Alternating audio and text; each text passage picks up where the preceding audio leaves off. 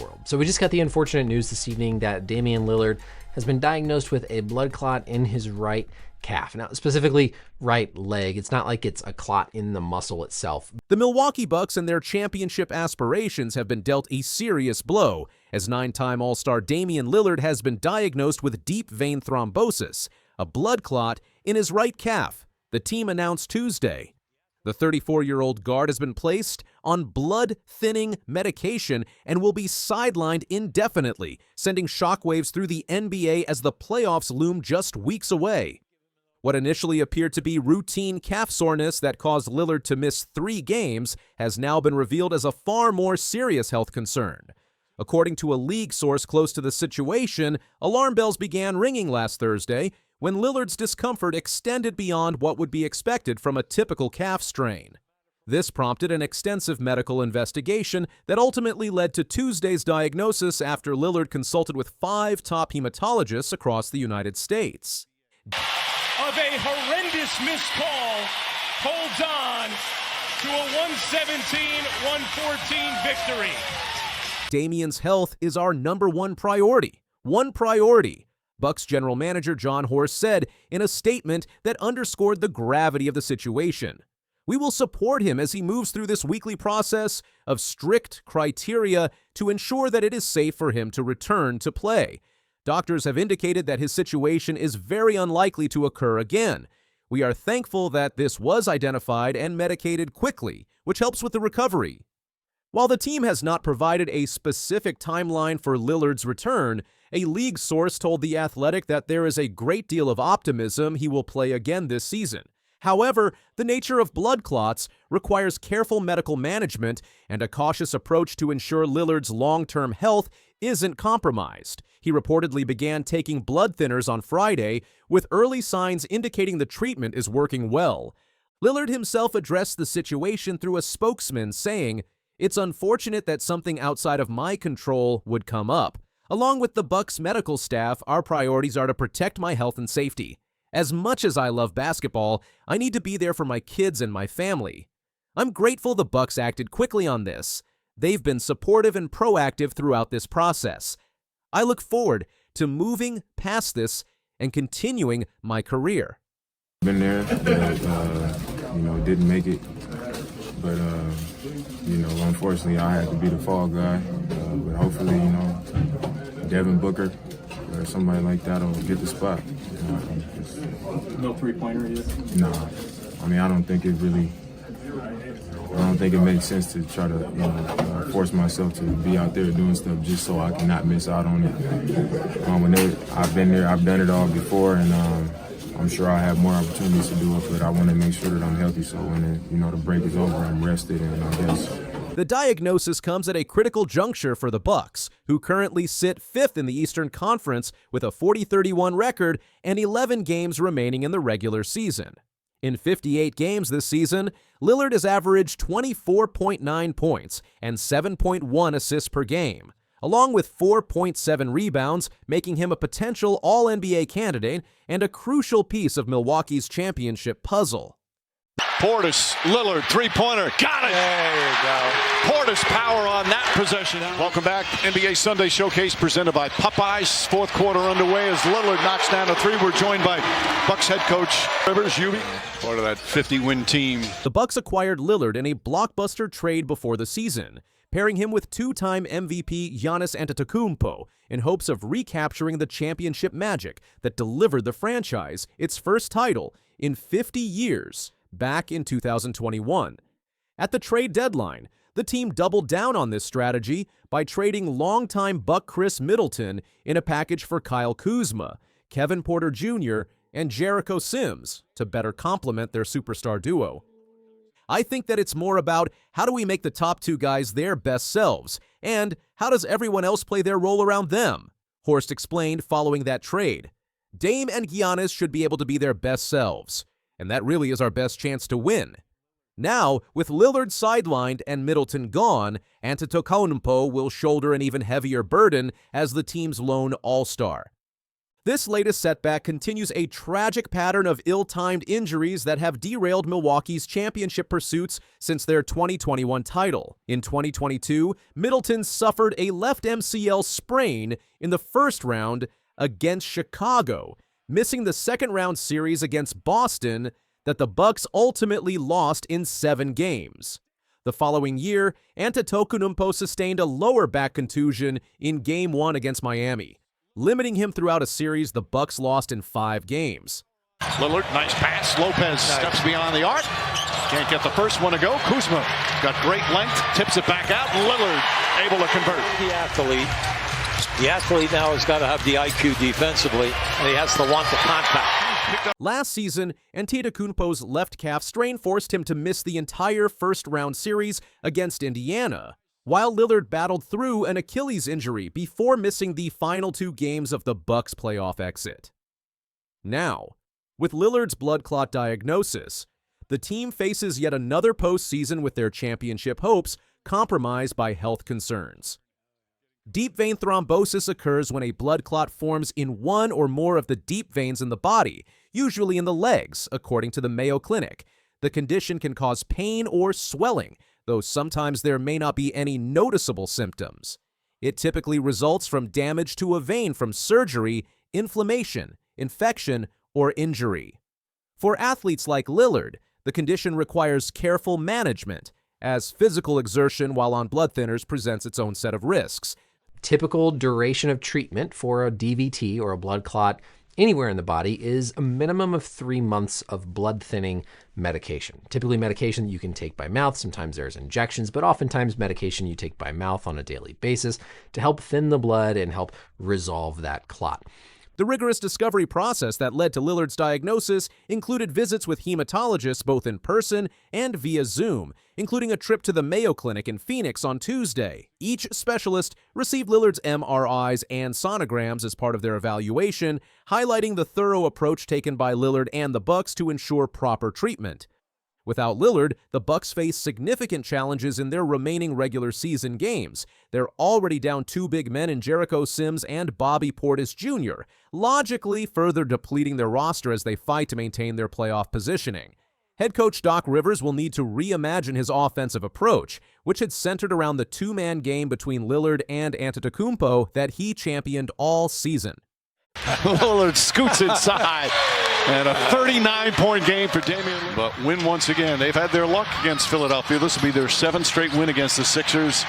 And Damian Lillard, another 40-point-plus game, 41 points. For Lillard personally, this diagnosis marks one of the most significant health scares of his 12-year NBA career.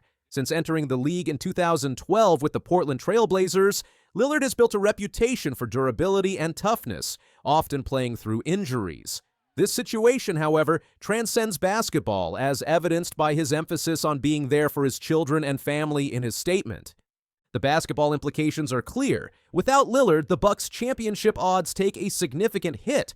According to league sources, the team will take an extremely cautious approach with his recovery, prioritizing his long-term health over any short-term basketball goals. Even with optimism about a return this season, Lillard will need to clear strict medical protocols before being cleared to play again. What makes this situation particularly devastating for the Bucks is the timing. With less than a month before the playoffs begin, the team has minimal time to adjust to Lillard's absence and develop alternative strategies. The Eastern Conference playoff race remains tightly contested, and without Lillard, the Bucks could potentially slip further in the standings, setting up a more challenging first-round matchup. What do you think this means for the Bucks' championship hopes? Can Giannis carry the team in Lillard's absence, or is this too significant a blow to overcome? As the situation develops, both Bucks fans and the broader NBA community will be watching closely, hoping for the best possible outcome for one of the game's most respected stars.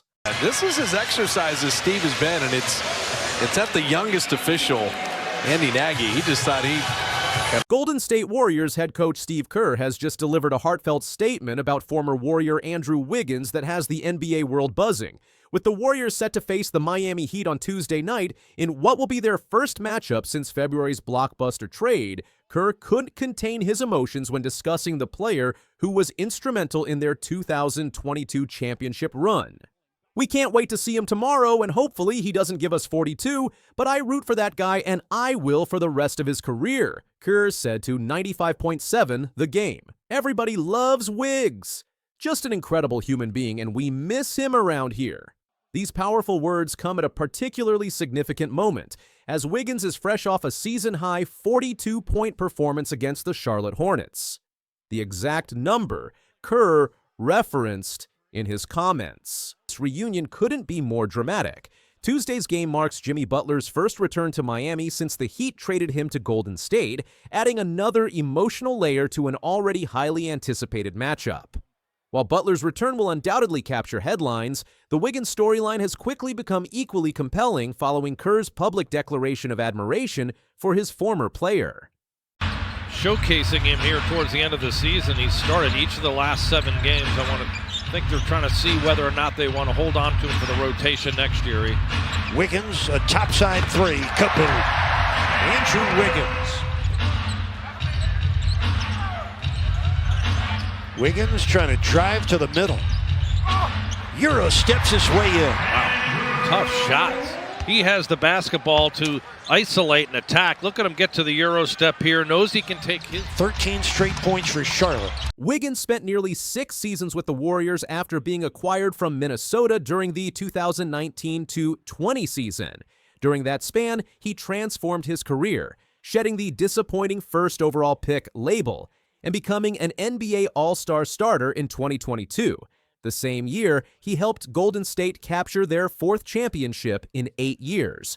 Over 307 games with the Warriors, Wiggins averaged 16.7 points, 4.7 rebounds, and 2.2 assists while shooting an impressive 46.4% from the field and 38.1% from beyond the arc. What makes Kerr's comments particularly notable is the remarkable resurgence Wiggins has experienced since joining Miami. In his 13 games with the Heat, he's averaging 21.0 points while shooting a career-best 48.0% from the field. March has been especially productive, with Wiggins putting up 23.7 points per game on scorching 56.1% shooting, including 42.9% from three-point range. He's also contributing 3.1 rebounds, 2.9 assists, 1.0 blocks, and 1.0 steals per game this month. But wait, there's more. Sunday's performance against Charlotte demonstrated just how dangerous Wiggins can be in his new environment. His 42-point explosion included 5 assists, 2 steals, and 6 three-pointers, making him just the 5th player in Heat franchise history to record 40-plus points, 5-plus assists, and 5-plus three-pointers in a single game. This statistical milestone places him in elite company among Heat legends and suggests he might be reaching new heights in Miami. By himself, Andrew Wiggins. Timeout Charlotte. Need to get out in transition, and this man knows how to finish there. 6-0 run for Miami. Playing with a lot of force. Ball already has 7 assists for Charlotte. The February trade that sent Wiggins to Miami and brought Butler to Golden State was part of a complex 5-team deal that reshuffled the NBA landscape. While the Warriors have maintained their playoff positioning, currently sitting as the 6th seed in the Western Conference with a 41-30 record, the Heat have struggled since the transaction. However, Wiggins' individual brilliance has been a silver lining for Miami fans. For Kerr, Tuesday's reunion clearly holds significant emotional weight. The coach who helped revitalize Wiggins' career has maintained his investment in the player's success, even as they've become opponents. Kerr's statement that he'll root for that guy for the rest of his career speaks volumes about the personal connection that transcends team allegiances, though he was quick to add the hope that Wiggins doesn't repeat his 42-point outburst against the Warriors. This sentiment reflects the culture Kerr has built in Golden State, where personal development and strong relationships often continue beyond a player's tenure with the team. Similar to how the Warriors organization has maintained positive relationships with former players like Kevin Durant and Andre Iguodala, Kerr's comments suggest Wiggins will always hold a special place in Warriors lore, regardless of the jersey he wears. The mutual respect appears to have benefited both parties. Wiggins' career resurrection in Golden State helped deliver a championship to the Bay Area, while the Warriors' system and culture allowed Wiggins to silence critics who had written him off after his Minnesota years. Now in Miami, he appears to be building on that foundation rather than regressing to old habits. Warriors leading scorer in that game. Here's the shell. And one. Got to box out. You don't box out, you get a good, long, athletic guy. He's going to get those rebounds. Boguet driving baseline. Tuesday's game at KCS Center also carries significant playoff implications for both teams. The Warriors are fighting to maintain their position in the Western Conference playoff picture, while the Heat are looking to stabilize after the major roster shakeup. Tip-off is set for 7:30 p.m. Eastern Standard Time in what promises to be one of the most emotionally charged games of the NBA regular season. Adding another layer of intrigue to Tuesday's matchup is the potential return of Warriors superstar Stephen Curry, who missed time with a pelvic injury sustained against the Toronto Raptors. According to reports, Curry is pushing to be available for Butler's return to Miami, understanding the emotional significance of the moment for his new teammate. As Kerr explained, Steph feels an obligation always to be there for his teammates regardless of the circumstances. He's an amazing teammate, and he wants to get back as soon as possible, mainly so we can win games and climb the ladder in the playoff race. But no doubt he wants to be there for Jimmy, too. Kerr compared the emotional nature of Butler's return to when Kevin Durant first faced Oklahoma City after joining the Warriors, describing it as maybe the most emotional return game I've been a part of. This understanding of the human element behind these high-profile matchups reveals why Kerr is regarded as one of the NBA's most player-focused coaches. As the Warriors and Heat prepare to face off, Kerr's heartfelt comments about Wiggins have added another compelling narrative to an already dramatic showdown. Will Wiggins continue his hot streak against his former team? How will Butler be received in his return to Miami? And will the Warriors' genuine affection for their former teammate impact the intensity of their defense against him? What do you think about Steve Kerr's emotional statement regarding Andrew Wiggins? Does this warmth toward a former player reflect the special culture the Warriors have built under Kerr's leadership? And with Wiggins playing some of the best basketball of his career, did Golden State make the right decision in trading him? Tuesday's game should provide some fascinating answers to these questions as two teams with intertwined fates face off in Miami. Number one, to avoid multiple flights, including a trip to high elevation in Denver after tonight's game here in Milwaukee. The Lakers, as you see, are going to play a brutal stretch starting tonight of 6 games in 8 days. The second reason is to take advantage of him being home. Obviously, the comforts of sleeping in his own bed, be able to rehab in his own facility.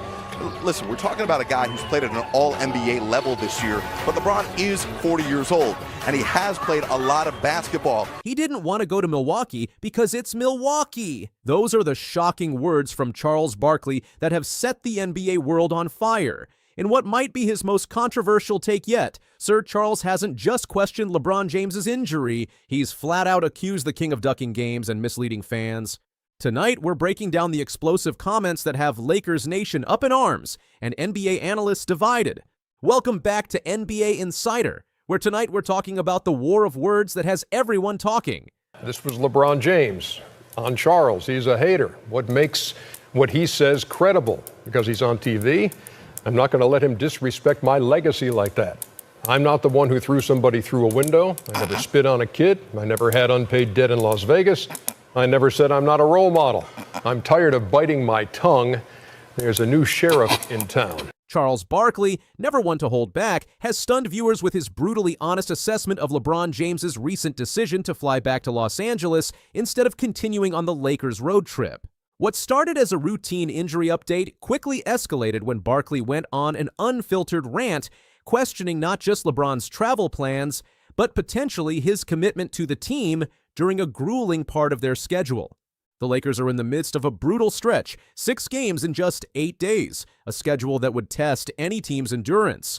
When TNT's Jared Greenberg reported that LeBron James had returned to Los Angeles after the Brooklyn game due to a groin injury, mentioning factors like avoiding Denver's high elevation and getting comfort at home, it seemed like standard injury management for a 40-year-old superstar. But Charles Barkley wasn't buying it. Not one bit.